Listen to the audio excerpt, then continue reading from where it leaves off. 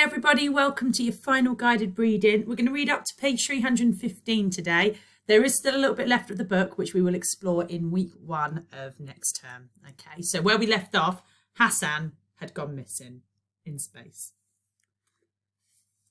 Hassan is not on the rocket. Therefore, logic says he got off the rocket. Samson 2, you're always telling us what logic says. Who is logic? Your imaginary friend? Why don't you say something yourself instead of letting logic do all the talking? He left the rocket. Well, logic says you can't leave a rocket because it's in space. Logic says if someone leaves a rocket, which Hassan has, then the rocket isn't in space. It's a simulation. We searched the rocket again. We didn't find him. Florida said, you know, there was this television program once where everyone thought they were in space and it turned out they were in Essex or something. I know. And then, said Samson 2, what about the Apollo space program, where they managed to convince everyone they'd been to the moon? Max said, they never went to the moon? Are you sure? Florida said, of course they went to the moon. Mr. Bean went to the moon. We talked to him about it. Well, I hate to call anyone a liar, said Samson 2. But if they went to the moon, why did they never go back? Oh, people always say they're going back and they never do, I said. My parents went to Spain on holiday once. They said they were going to go back every year, but they never did. Samson 2 was not going to let go of this. Have you seen the picture of the American flag on the moon? The flag is flying, isn't it? Yes. Well, there's no wind on the moon. So how would the flag fly? It's an obvious fake. I said, maybe, just maybe, the people who went all the way to the moon knew there was no wind up there. So maybe, just maybe, they put a little bit of wire in the top of the flag to make it stick out. After all, they did build a whole load of rockets with 6 million moving parts each. So maybe, just maybe, they actually thought of putting wire in the flag. Samson 2 didn't even blink. Logic, he said, says just open the door and see.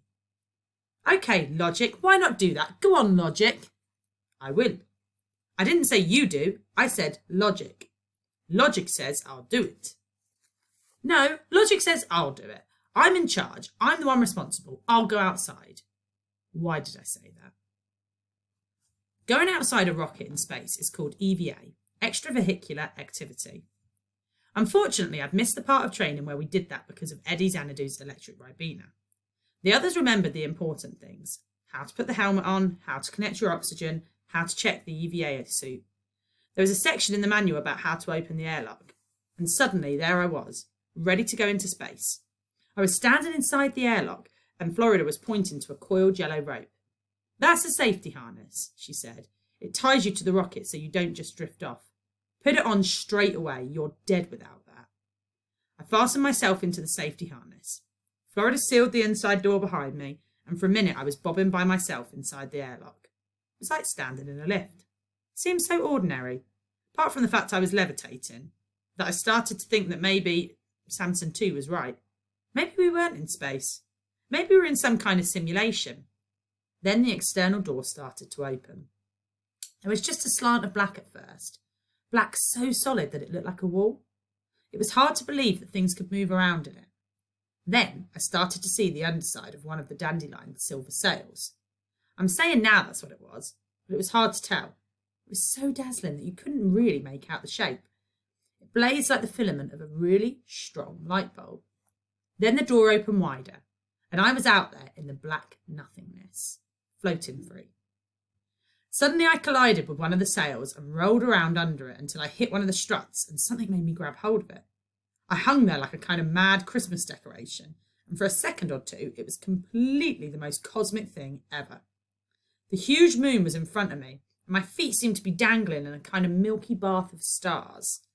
In a moment, I was going to turn myself round and see if I could see the earth. Meanwhile, I was enjoying how intense it all was. The space between the stars was blacker than anything I'd ever seen. But everything that was shining, the sail, the moon, the stars, my metal cuffs, was shining a million times brighter than you've ever seen anything shine. Even my yellow safety cord seemed to shine. I remember hanging there watching it slither through my legs and snake off into space. I remember thinking, hey, I've got a safety cord. I can let go. And at the same moment thinking, if one end of it is fastened to me, What's the other end fastened to? Nothing. It was just drifting off into space. I'd fastened myself to the cord, but I had not fastened the cord to the module.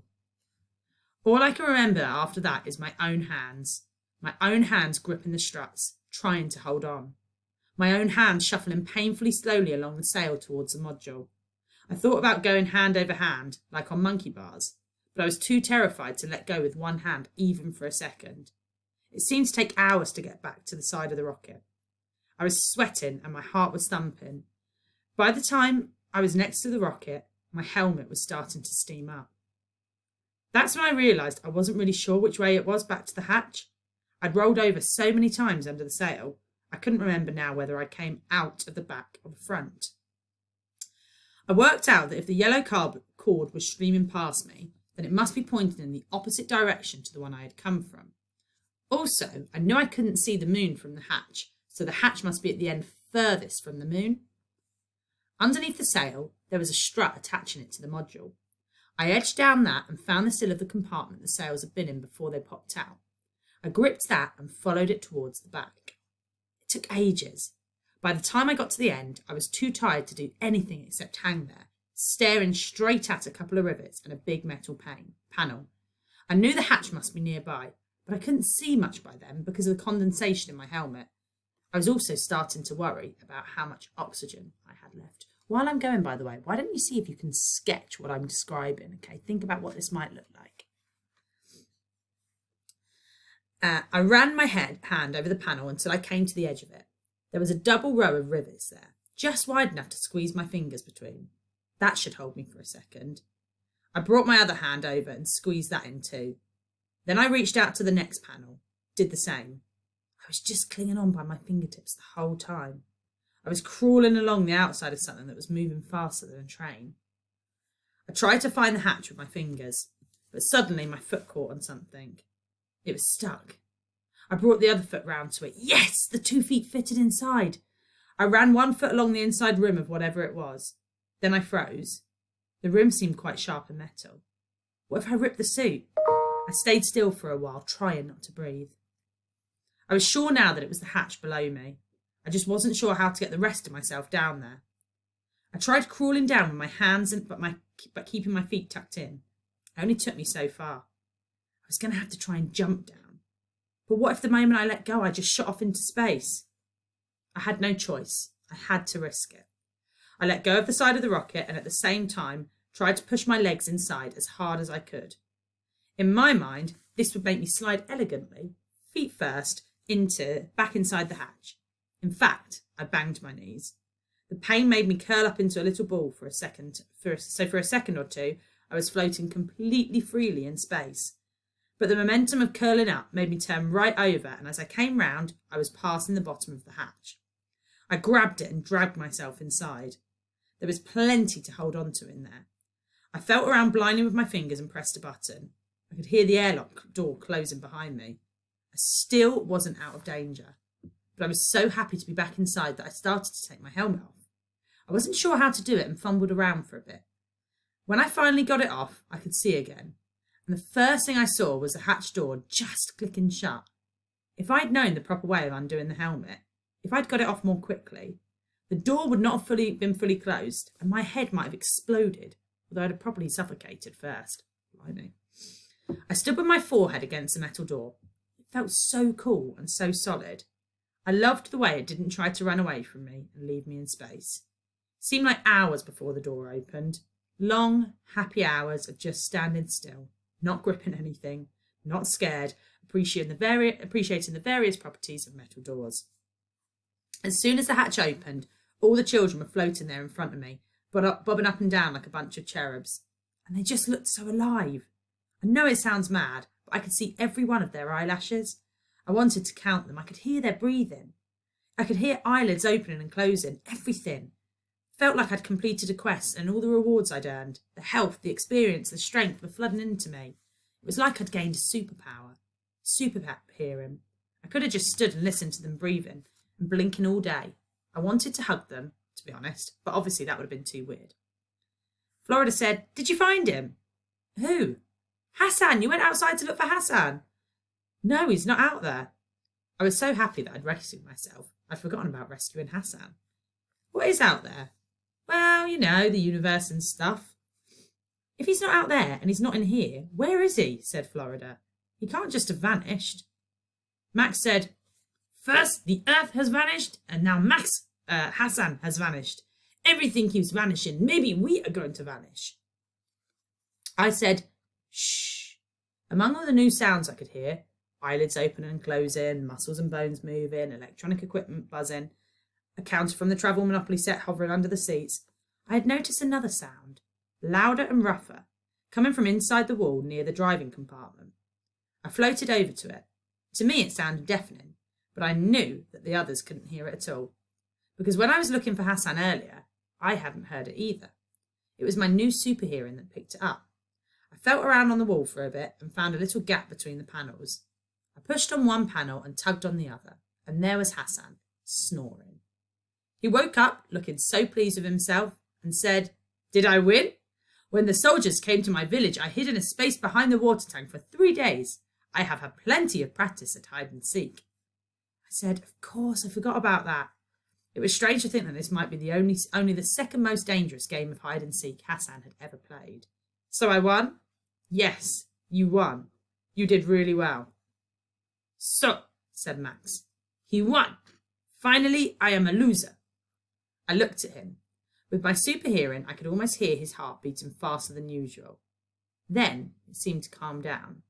You know, he said, it does not feel so bad. I said, let's measure you all on the height chart, see if you've grown. Florida looked at me like I'd gone mad. You've only gone 10 minutes, how would we have grown? Space, isn't it? Like Samson 2 said, less gravity on your spine. They all lined up and I marked off their new heights next to the door, just like Mum used to do with me at home. We are really in space, said Max. Mr. Digby went outside. Yes, Samson 2. He went out, said Samson 2. He went outside, read a newspaper, and then came back inside. I was tempted to say, okay then, if you don't believe me, you go out there. But I took a deep breath and said, okay. But you know, say it's only a simulation. We'll still need to know the proper altitude and the proper angle of departure to get the speed we need from our return trajectory. Can you work stuff like that out? Maybe. He rummaged in his pip and pulled out a book. A really old, thick book called A Boy's Wonder Treasury of Science. My mother gave this to me for my birthday one time, he said, when I was small. It was her favourite book when she was small. Her mother had given it to her. It's old. I was ill for a while and had to stay off school. I sat in bed and read this book and it made me clever. I could feel it. It was like a magic power.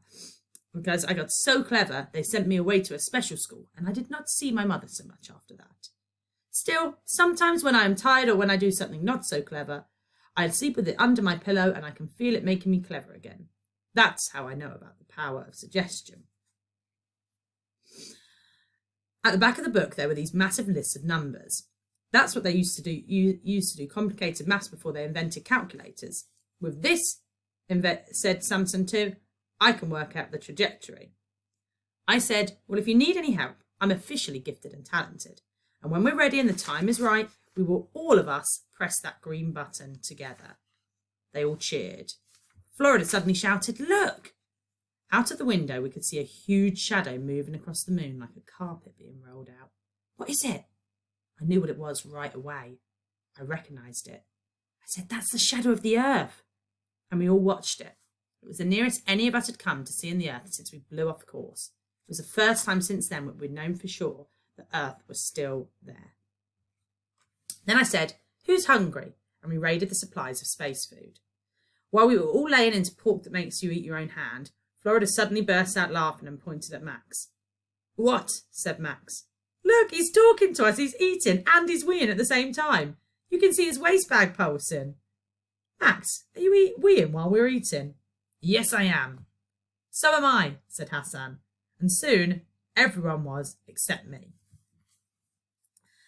It must have been just after that we slipped into the shadow and moved over the darkened surface of the moon. Right, final thing to do, prediction pip. What do you think Liam is going to do next? How are they going to make their way back to Earth? You'll have to come and find us after half term to find out what happens. Bye, guys.